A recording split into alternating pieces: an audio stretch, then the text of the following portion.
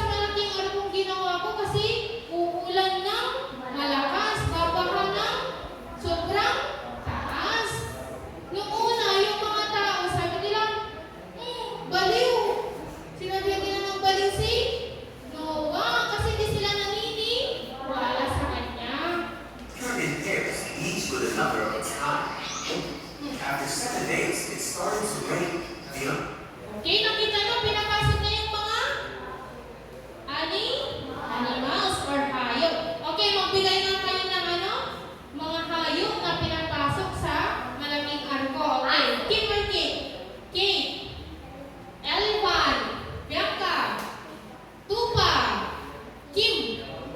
Giraffe. Si Maverick. Tiger. Sino pa next? Gino. Aso. Gian. Ibon. Moses. Okay, nag-loading pa, kakaupo pa lang ni Moses. Sino pa? Edison. Mapili ng hayop. Ahas. Very good. Kaya. Pusa. Sigaw.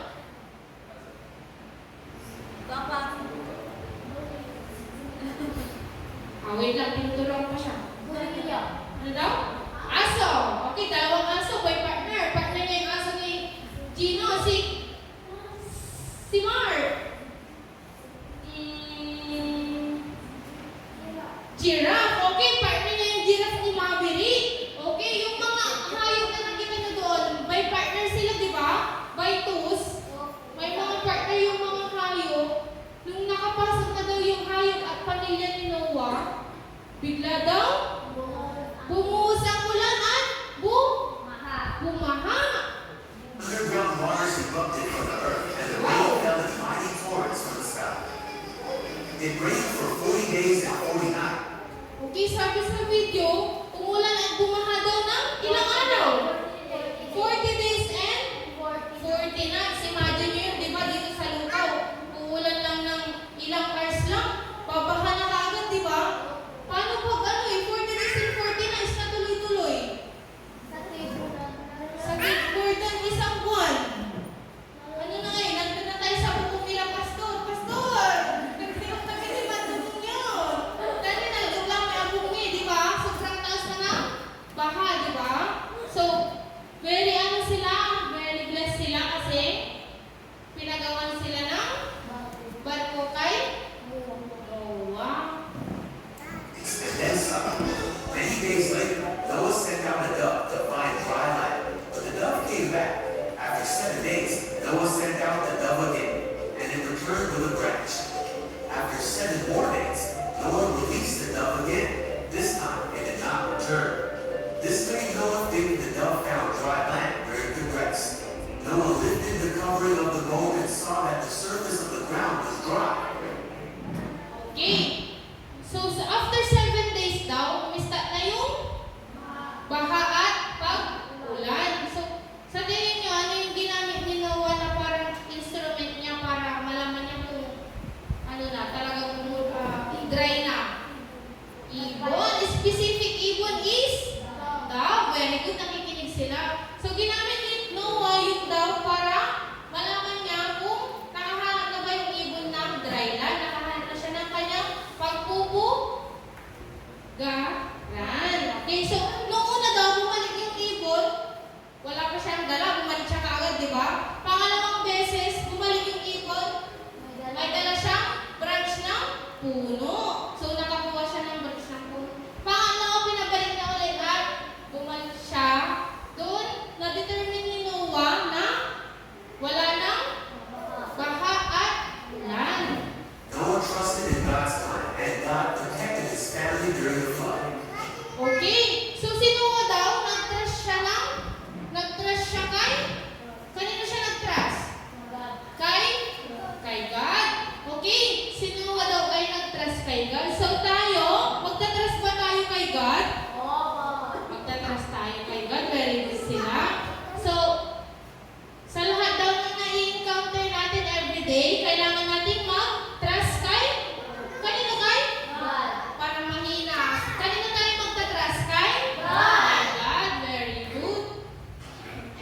Now, the flood had come and gone, and Noah, his family, and all the animals walked on land again.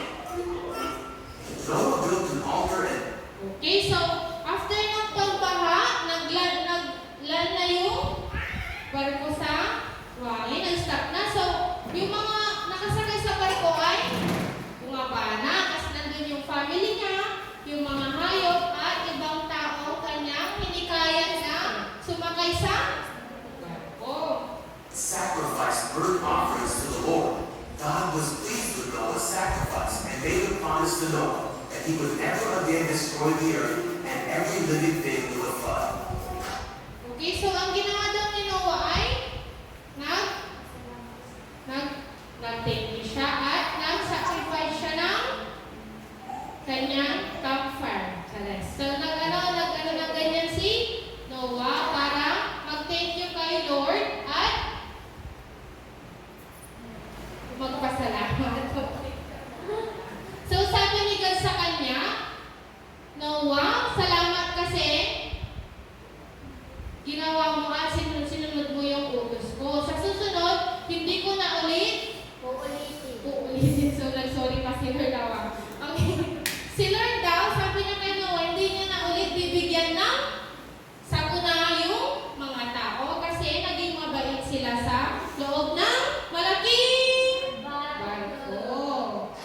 God put a rainbow in the sky to line up, and all men.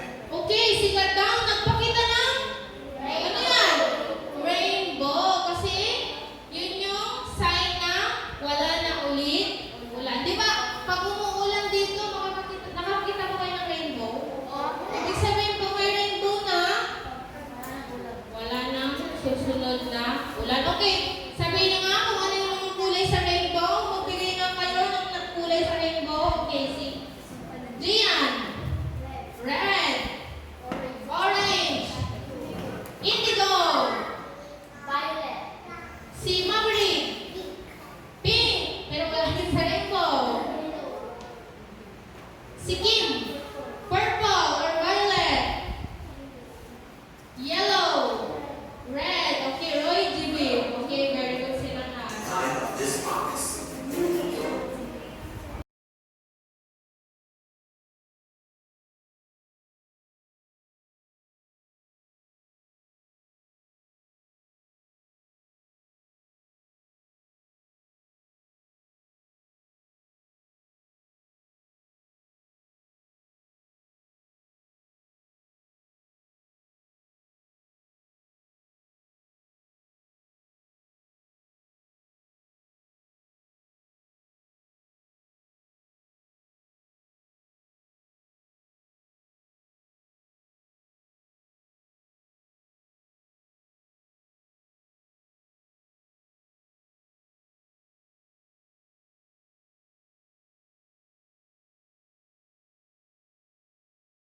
I've got the love of Jesus down in my heart. Down in my heart. Down in my heart. I've got the love of Jesus down in my heart. Down in my heart to stay. And I'm so happy.